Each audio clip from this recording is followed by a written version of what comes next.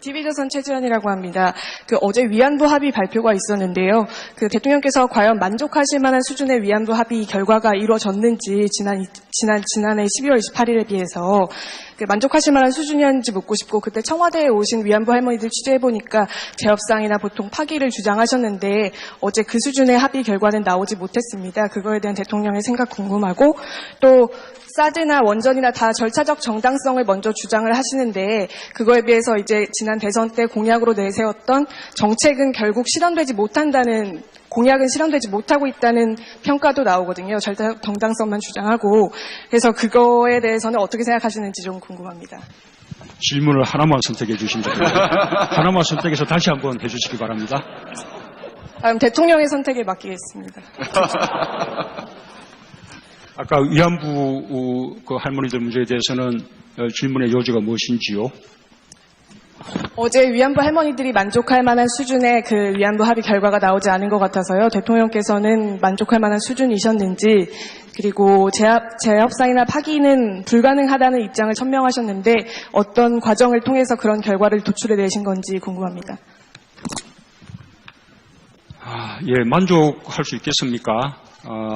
이 상대가 있는 일이고 외교적인 문제이고 또 이미 앞에 정부에서 양국 간의 공식적인 합의를 했던 그런 일이기 때문에 우리가 충분히 만족할 수 없다 하더라도 현실적으로 최선인 그런 방법을 찾아내야 되는 것이죠.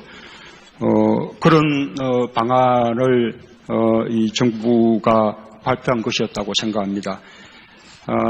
기존의 합의에 대해서 이렇게 받아들이기 어렵다고 한다면 왜 파기하고 재협상을 요구하지 않는 것이냐, 그런 이제 질문을 할 수 있겠습니다. 그러나 저는 기본적으로 이 위안부 문제는 진실과 정의의 원칙에 의해서 해결될 수밖에 없다고 생각합니다. 일본이 그 진실을 인정하고 또 피해자 할머니들에 대해서 진심을 다해서 사죄하고 그리고 그것을 교훈으로 삼으면서 다시는 그런 일이 일어나지 않도록 국제사회와 함께 노력해 나갈 때, 그러면 할머니들도 그 피해를 용서할 수 있을 것이고 일본을 용서할 수 있을 것이고 그것이 완전한 위안부 문제의 해결이라고 생각합니다. 그렇게 해결돼야 하는 것이지 정부와 정부 간에 피해자를 배제한 채 조건과 조건을 주고받는 방식으로 해결될 수 있는 문제가 아니라고 생각합니다. 지난 정부에서 양 정부가 그런 식으로 서로의 요구 조건을 주고받는 방식으로 피해자들을 배제한 가운데 문제 해결을 도모한 것 자체가 잘못된 방식이었던 것이죠. 우리는 일본에 대해서 위안부 문제의 말하자면 진실과 정의라는 원칙에 입각한 해결을 촉구할 것입니다. 그러나 그것은 우리가 기존의 합의를 파기하고 재협상을 요구함으로써 해결할 수 있는 문제는 아니다라고 생각하는 것입니다.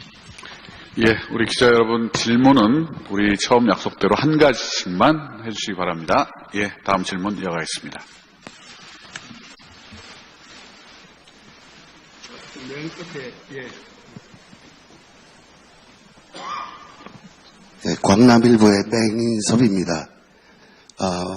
정치적인 질문 한 가지 올리겠습니다. 앞서 회견문에서도 말씀하셨듯이 6월 지방선거 관련해서 개헌을 말씀하셨습니다. 지금 우리 앞에는 지방분권 개헌 문제와 국가 균형 발전이라는 화두가 앞에 놓여 있습니다. 요즘 여론조사도 한창인데요.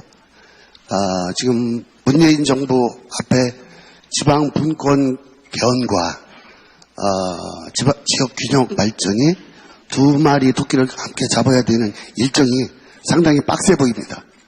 그것과 관련해서 단도직입적으로 여쭤보겠습니다. 개헌 방식 중에 대통령 4년 중임제, 분권형 대통령제, 총리와 대통령에게 권한을 나눠받는 분권형 대통령제, 의원 내각제, 앞으로 빡센 일정을 전제로 해서 대통령께서는 어느 형태를 선호하시는지요? 저는 과거 대선 기간 때부터 제 개인적으로는 대통령 사념 중임제가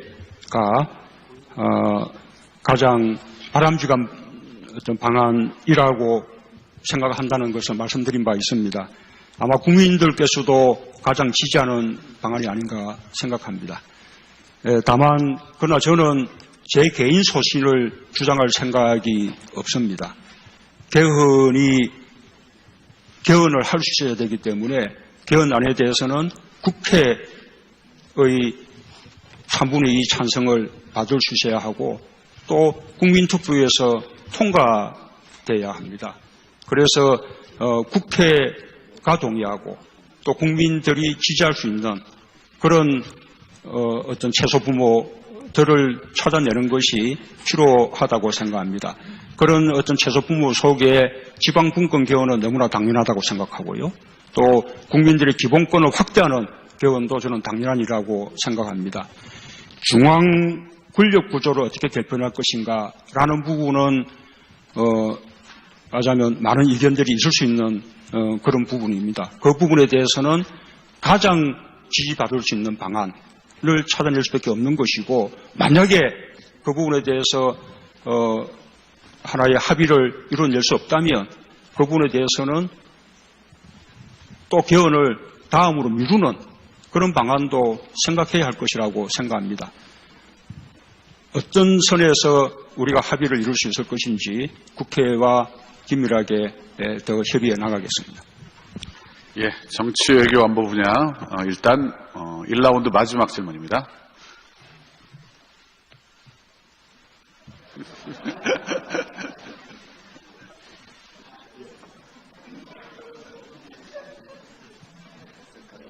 전자신문 성현희 기자입니다. 제가 오늘 보라색을 입고 나온 게 신의 한 수였던 것 같습니다.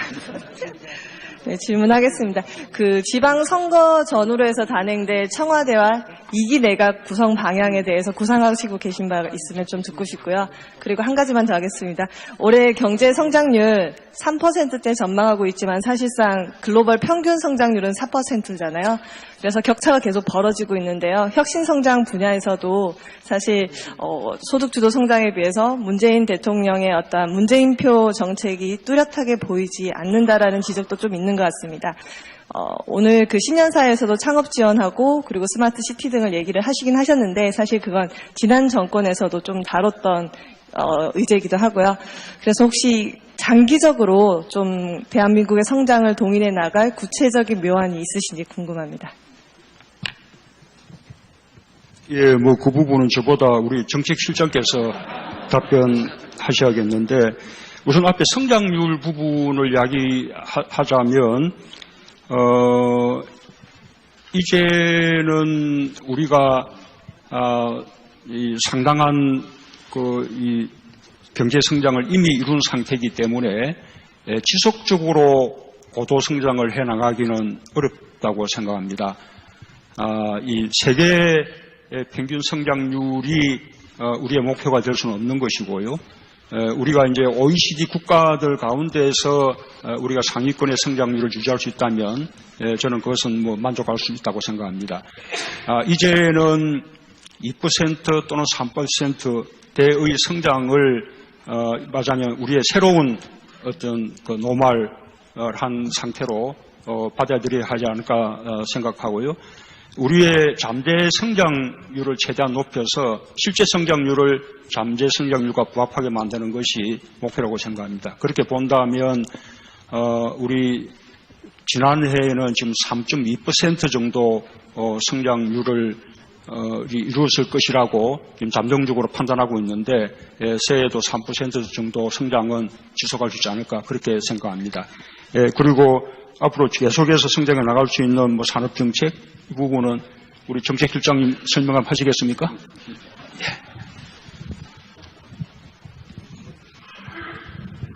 네, 지난해 저희가 그 혁신 성장안을 발표를 했는데요.